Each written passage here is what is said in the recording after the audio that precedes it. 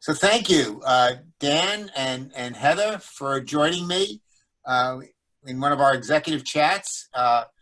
Today we have Dan Renaldo, who's CEO of Evas Village, and Heather Thompson, EVP of Development and External Relations. I get that right? Yes. And being totally transparent, we've had the great privilege of working with Evas Village, I guess about 2 years ago or so, and then once before when it was Eva's Kitchen, and that's probably 20 years ago. So it's been a wonderful relationship. So one of the things that we've been trying to convince our clients to do and other nonprofits is to reach out and speak to their constituents, their board members, their volunteers, and to take their temperature.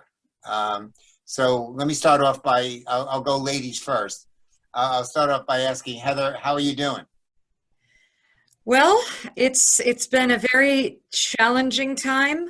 I think when we started planning for this way back in January, it seemed like a lot of theoretical. Dan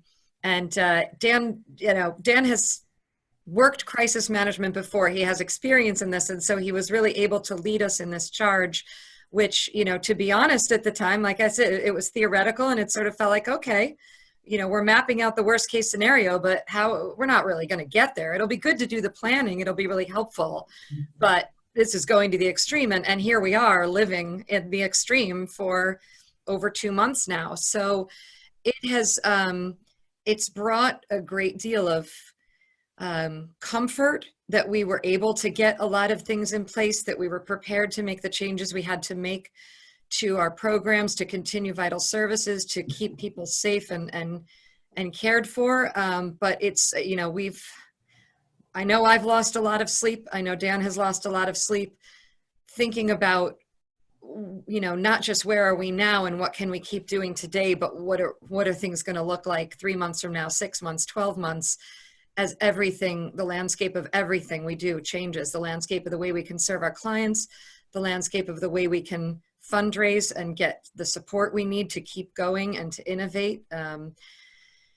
So Heather, a couple of things, and maybe for the people viewing this, can you spend just a minute or two explaining your mission? Yeah, absolutely. So we are here to provide care and support for people struggling with hunger, poverty, homelessness, addiction, mental health. We do have a pretty unique approach. We have a campus model. You can actually see the map there behind Dan of our footprint on approximately 3-block radius in Paterson, New Jersey, where we have a whole host of integrated and interconnected programs and services. So we're able to meet people at a very basic level, meet them where they are, meet their most basic needs through our community kitchen and our sheltering programs and our outreach programs. We're able to connect them and provide them with treatment, halfway house, which is residential, outpatient treatment, mental health treatment, medical treatment and dental treatment in our clinic. And so address some of the underlying both behavioral and physical health issues that may be driving some of their struggles. And then work with them on support, long-term support and long-term solutions through job training and vocational training, workforce development, permanent housing, all while keeping them on track for recovery through peer support, through our recovery community center and other programs like that. And our founder had this wonderful quote that is sort of our mantra that we try to live by. When you take somebody's hand, you can't let it go until they can stand on their own 2 feet. And that's what we do. That's what we've always done in our near 40-year history. But it's, we're not allowed to hold hands right now physically. So we're trying to hold virtual hands, which is very hard. So Dan, something that struck me that what Heather said was she talked about January, that you all were starting to think about this in January. Now, it makes our, and not to be partisan, but it makes our government seem pretty inept. Yeah. You were thinking about January and they were thinking about March. Yeah, we try not to be political because, as Heather knows, we take money from the left and the right, red and blue. We like purple. But I did have some training. I worked in media, and around news organizations, when you send people to war zones and you have to worry about buildings like 30 Rock, you have to think about the health and well-being of people in New York and also in Afghanistan and Iraq. So I was trained, and so we knew we have a lot of people that we care for, usually 300 people, and we deal with 1,000 people a day normally before COVID, between our employees, people that reside with us in halfway houses and shelters, and the people that come into our community kitchen and recovery centers. So we knew a lot of them have compromised immune systems. So we went and we got the PPE early. We set teams together. We had a crisis management team. We met every day planning on how to redeploy people, how to protect people, which programs could be open, which had to close, and which we had to modify. For instance, our community kitchen, we obviously can't have 400 people sitting in close quarters, so we moved to a takeout service. We had to set up an infirmary as people got sick. Heather says when they go to the hospital and they get better, they have to come back to Evas. So before they go to the hospital at times, and when they come back, we had to set up an infirmary. Our team works there. We have a doctor that works here and helps us, but it's one man, and every other week he's at the hospital doing 7 days a week, 12-hour shifts, dealing with, very, very sick people. So I worked this past Saturday there. So yeah, I had a lot of training, but we have a great team and a committed team. And one of the toughest things is the effect on our revenue now, both in terms of the development. We can't do galas. We can't do fashion shows. We have these great events that Heather's team produces that we get people that want to help. We tell stories well. We bring our clients, and there's a lot of love and a lot of charity and a lot of giving that come out of that. They're different. They're for the foreseeable future, we're not going to get that. And right now, the government has helped us. We've got the payroll protection plan loan. Columbia Bank was our partner, allowed us to borrow against our line of credit. So we got enough money to get through the summer. But in the fall, when a lot of the development events would kick in, and when the state will probably require us to get paid based upon our census and transactions, we're looking at some real tough sledding for the foreseeable future. So I want to talk about philanthropy in a moment, but as you look at yourselves and then you look at your staff, your board, donors, volunteers, what has surprised you? What has been some challenges that you didn't anticipate, and have there been any gifts, positive things that came out of this? So we knew we had challenges going into this. The opioid crisis, as we all know, didn't go away because of COVID. In fact, it's been exacerbated. And there's mental health issues that are going to grow because of this. But we knew we had to invest in Evas to build out our programs. So we were out there. We had gone to Hamilton to testify about the rates we get paid for our services. But we also, we want to be thought leaders. We do a lot here.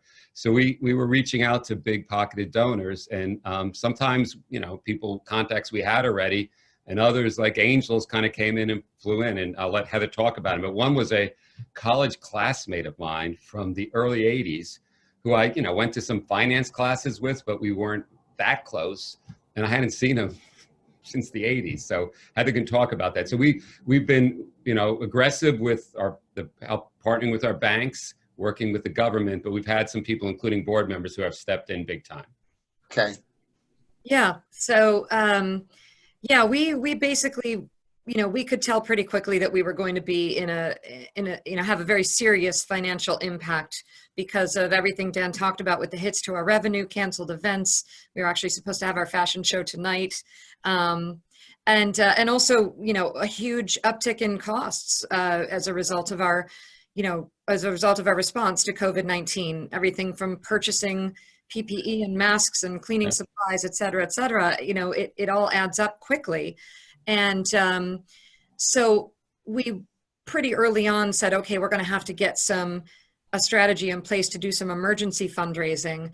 And the timing could not have been more beautiful for Dan and I to connect with this donor that he mentioned, this former classmate of his, who is a trustee of the Margaret Adair Charitable Trust.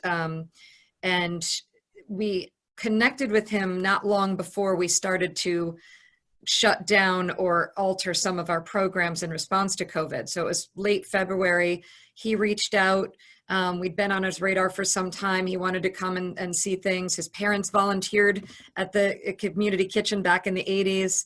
And so we had a wonderful meeting with him, really walked him through who we are, what we're doing, what we hope to do in the future, what the future looks like for Evas Village. And he was very inspired and said, you know, I want to do something to help. And so then we kept in touch with him as this all, you know, started to evolve, and he pretty quickly got a significant gift to us originally, and he's agreed to let this be shared publicly. So originally $250,000, and then he called the next day and said, you know what, I'm going to double that. I'm seeing what you're doing. In response to this, we sent him some of the clips of switching to the to-go meals and setting up our infirmary, and he said, yeah, I really want to help you through this. Our board quickly rose to the challenge as well. The 100% board participation. They've also, so far given and raised over $500,000, and they're really working hard at reaching out, being ambassadors. So, and then we've raised another $500,000 from other partners, corporations, foundations, and a lot from sort of grassroots individuals just responding to the messages we're putting out, starting their own fundraisers on Facebook, spreading the word. It's been really inspiring to see how that has grown. And we've seen over $100,000 come in from gifts that are $1,000 or lower, just, those $50 and $100 adding up. Our April online donations were triple what we normally bring in April, just because we've been putting it out there. Here's what we're doing. We've never needed help more. We're struggling, but we're here. We're not abandoning the community that we're here to serve. And we've seen a surge of support from that, and people sending the most inspiring messages saying, I don't have much, but I'm in Paterson and I want to do what I can to help.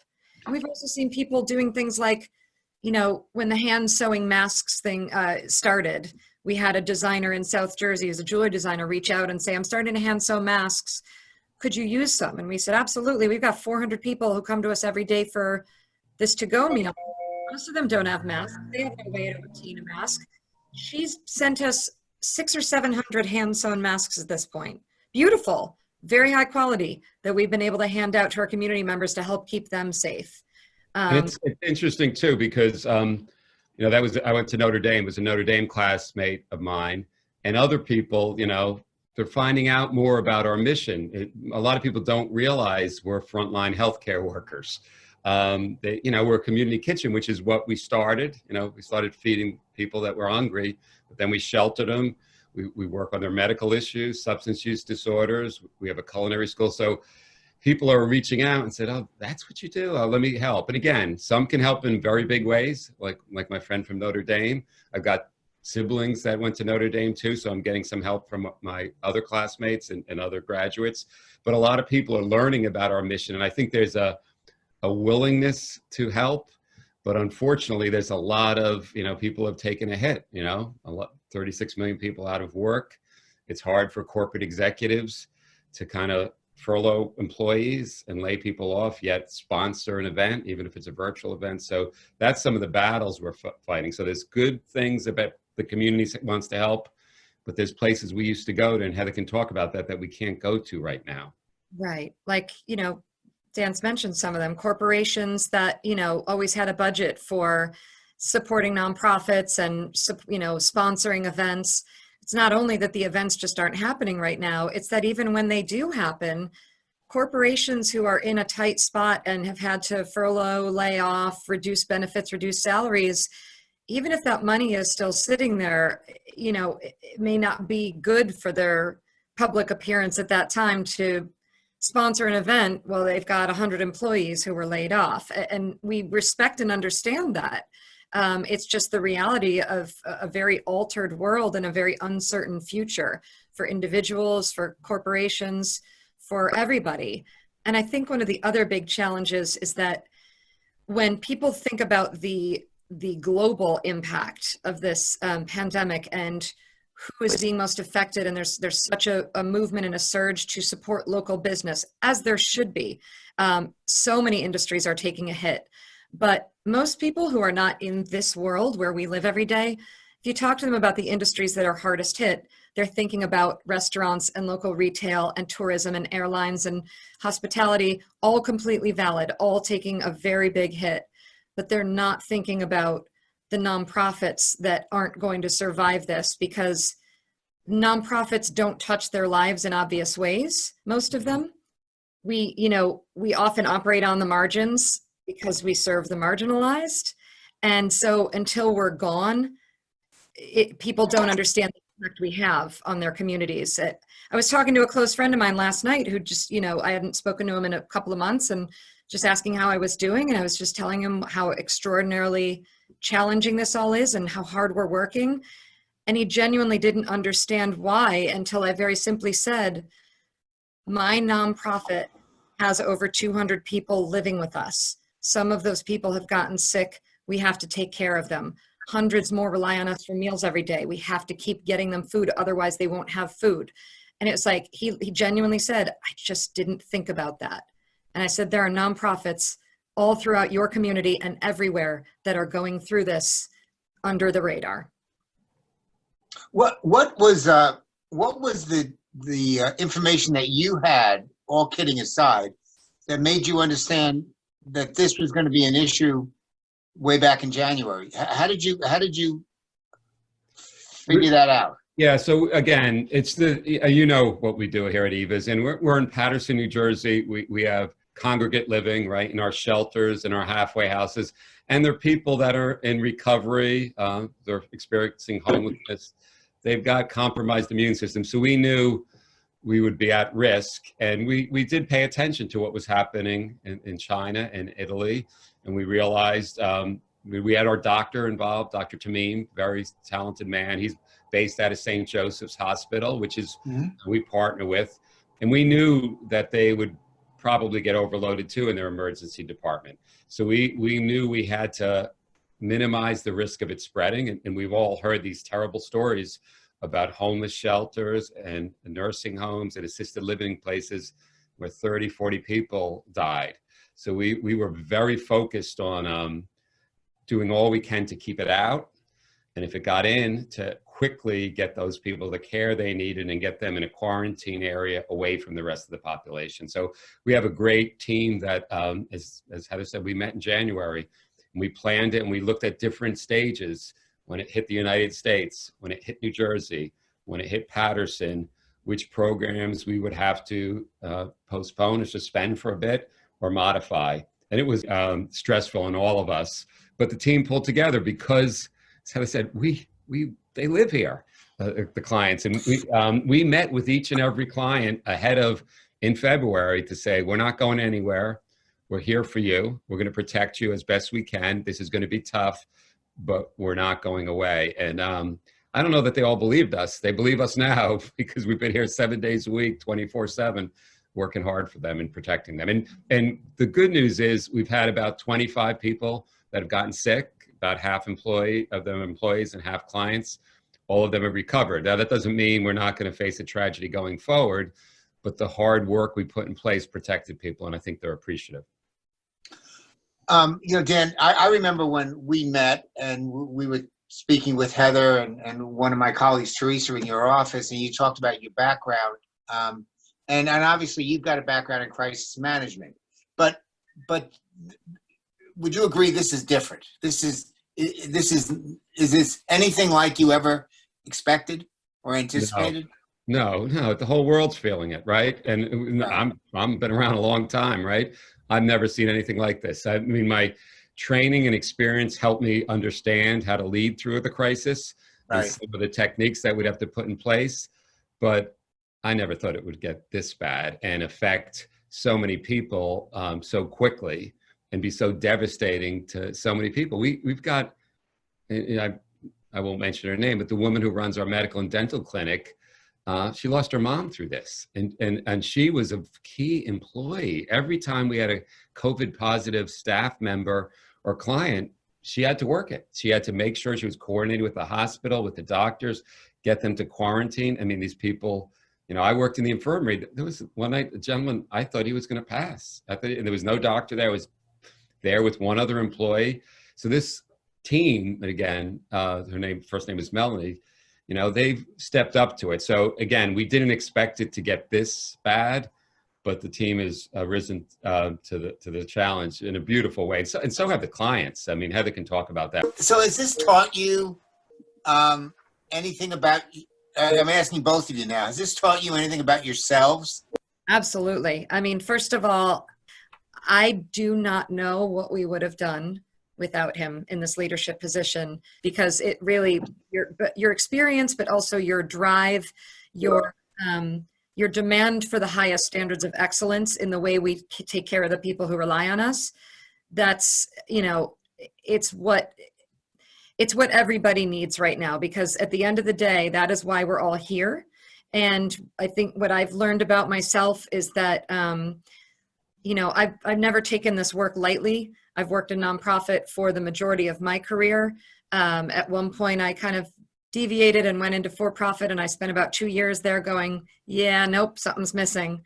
And I wanted to get back to it. And I've never been more sure that this is where I want to spend the rest of my career, because I know that I will spend whatever time I have to spend every day and use every ounce of my energy in working towards the safety and care and protection of the people we're here to serve, so that at the end of the day, when I go to bed, whatever time that may be, I can say I did everything I could today, and tomorrow morning I got to get up and do it again. And it is so hard to balance right now. And I know so many people in the world are feeling this. For example, I have a young child at home who's 4 years old and is trying to navigate this and understand it in his own way. And it's scary for him. And he asks me every day when I come home from work if I caught the coronavirus and if I'm going to give it to him. And, you know, so navigating that and trying to stay centered and calm for him, centered and calm for my team, for my colleagues, for the clients, and still find some way to say that for myself. There's no easy answer to that.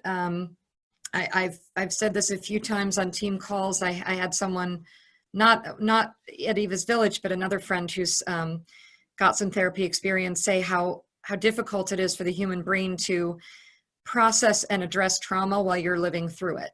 And we're all living through trauma right now. We talk a lot about trauma at Evas Village because it's the root of so much that our clients are experiencing. So now we're experiencing a group trauma, and understanding and coping with that while it's still happening is extremely difficult. But I think I've found a well of resilience that I'm happy is there for myself, and it's seeing it in others, seeing it in our clients and in other staff members is what kind of fuels it for me. It keeps my own sort of pool filled because I'm drawing from their energy, their positivity, their resilience. How about you, Dan? What has it taught you about yourself? That this work matters, and it's harder than for-profit, and it's more important. Part of I was very, very lucky when I worked in media. So I did a lot of things in media, but I ran a big chunk, my last job of NBC. I was involved with the Olympics, news, late night programming.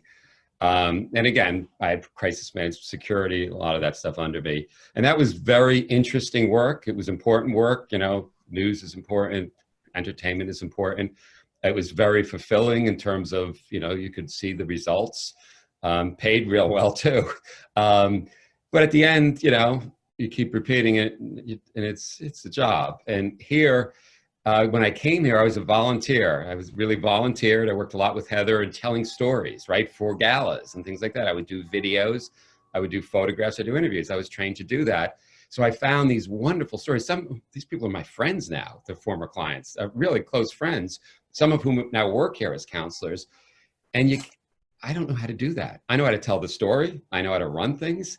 I don't know how to turn a life around, right? And you see someone, again, they'll tell you a story, and it's like, if I were dealt those cards, I would have folded. I never would have, if I was living under a bridge and I had an addiction problem, and in January, how do you survive in Paterson, New Jersey? And they'll tell me, oh, you build a little fire, you do this, you do that, you go on a bus station. So I knew what places like Eva does. I found out from the real source, right? Real source. So I know how important the work is. And then, and Heather laughs at this all the time, I thought it was easier than it is. As when you're just doing the interview, oh, they're doing great work. Then you're on the board. Okay. Then I saw some problems when I was on the board. I really, because I'm trained to see that. I don't know where they're going. I don't know how they're going to pay for this. I don't think they have the expertise they need. So I thought I could jump in for 3 months, retool it a bit, jump back in, and I was going to do a documentary film. That's what I wanted to do. And instead, I saw this is really hard and it's really important. So I've learned that I can do more, even at my advanced experience or age. That I can work 7 days a week for months on end. Eventually you need a breather, because I'm inspired by the clients and I'm inspired by my coworkers. So this is real stories that people have to hear, and they have to understand what nonprofits do. And all nonprofits are faced with challenges, and they're all important. Their missions are very important, but there are some, given what we've gone through, that are a step above because of how they're directly being impacted and how they're impacting the problem. So God bless you both. I saw one post that I just remember responding to on, I don't know if it was Facebook or LinkedIn on yours, and it was just, it's just powerful. And my only advice to you is get as much of that out as you can.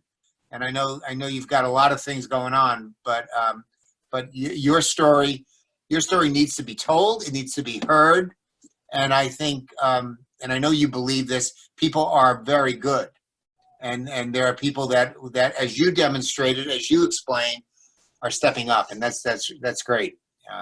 George, if you have 2 more minutes, I don't know if the post you're talking about was the Clifton story, the 82-year-old shelter resident. But that's just one incredible example of one of the most beautiful stories we've seen come out of this. That's so good. Talk about it. Take a moment. I'd love to. Please do. Yeah. So we had a gentleman named Clifton. Again, he agreed to let us share his story. He was living in our men's shelter for nearly 4 years. Had a lot of health issues, had COPD. When he came to us through St. Joe's, he was undocumented. He had some dementia issues. It took a long time to even piece together, get him some ID. There he is. He was the sweetest man. He got along so beautifully with the shelter residents and the staff. They called him Pops. Like, he's just very loved. And we just, kind of someone that we figured would be with us for the remainder of his life. And we were, ready and willing to step up to that and be his family. So he was one of our residents who was diagnosed with COVID. He did become ill. And boy, what a terrifying thought. An 82-year-old man with COPD, multiple other health issues, someone who frequently had to go to the hospital as it was. Now he's got this, this virus that's ripping through, how is he possibly going to survive this? But we made that commitment, right, to our residents. Like, we will be here for you. We will take care of you. And so when he was discharged from the hospital after that diagnosis, we put him in our temporary infirmary. We were there for him 24/7. We were making sure he took his meds, bringing him comfort food, trying to keep his spirits up. But what was remarkable was sort of alongside of that, our shelter staff had found a kind of a happenstance connection to a family member, a distant relative of his. And it led to our staff being in touch with his son. And his son lives locally, but wasn't able to take him in because of his own living situation, but said, let me figure this out. You found my father. I'm going to try to figure this out. And so Clifton, at one point, he did have to go back to the hospital. We were so worried that he was not going to pull through. And then he did. He pulled through, and he was discharged back to our shelter. And 5 days later, his family came to get him. They had not seen him in years. and they came to pick him up, and it was 4 generations, his son, his nephew, his granddaughter, his great granddaughter, a couple of other members of the family. They all came to pick him up, and they got him to on the road to go live with his daughter down south. And just the extraordinary coincidence of the ability to deliver on 2 miracles, really. The fact that he lived, survived, and was reconnected with his family. I mean, you can't write that. You can't make that stuff up. And it was such a privilege to be part of that story and to be able to tell that story. But things like that actually do happen every day here and at other places that do what we do because of the commitment we make. And these people really, they're people. They're not statistics. They're not, they're so often seen as marginalized, but they are people with stories and families. And to be able to rebuild that connection and see that story of humanity through, what an honor for us. And George, that's the one thing that surprised me when I got here. I'd find someone that would be just as good as anyone I've ever worked with, in media. And, I'd say, what was your connection? How did you end up here? And I'd say, I was a client. And there's people that work for Heather, and they're just so balanced, so talented, and so dedicated. And someone's investment, right? And Monsignor Puma's vision, without either of those things, they don't turn their life around. So it's wonderful to be part of that and see those miracles. So give a quick promotion for people who might want to support you. What should they do? So we absolutely need all the help we can get right now. You can go to our website, evasvillage.org. You'll see some of the incredible stories like Clifton's, the one I just shared. You'll see some of the work we're doing in the infirmary, and you'll see how you can help. And I mean, financial donation, big, small, in between, every dollar of it is going to make a serious impact right now. $2 feeds somebody who needs that meal. It's doesn't take much to make a big difference. We've got an Amazon wish list going for items that our clients are needing. Our clients are, quarantined right now. We need to make sure that they have everything they need: toiletries, personal care items, entertainment items, stuff for our kids, diapers, wipes, formula. It's all on there. So if you prefer to, sort of purchase something and be able to put your eyes on it, that's another amazing way to help. But also, just, reach out to us, reach out to me. Heather Thompson at evasvillage.org. Email me if you've got an idea and you think it might help. I'll be happy to work with you on how we can direct it, because we need all the help we can get right now. And what I would promise you, as the CEO, I will work tirelessly with this team to make sure every dollar you contribute is spent effectively in creating these miracles and enabling these people to turn a life around. That's what we're here for. That's what every day, every minute we're thinking about this. So if you are not in a position to physically help, you're not front lines, you're not going to work enough, whether it's $1 or it's $1 million or it's 10 million, we're going to break our neck for you on behalf of our clients. Thank you so much for today. Thank you, George. Thanks for all you do for us, Tiff. Thank you. Bye-bye. Take care. Bye-bye.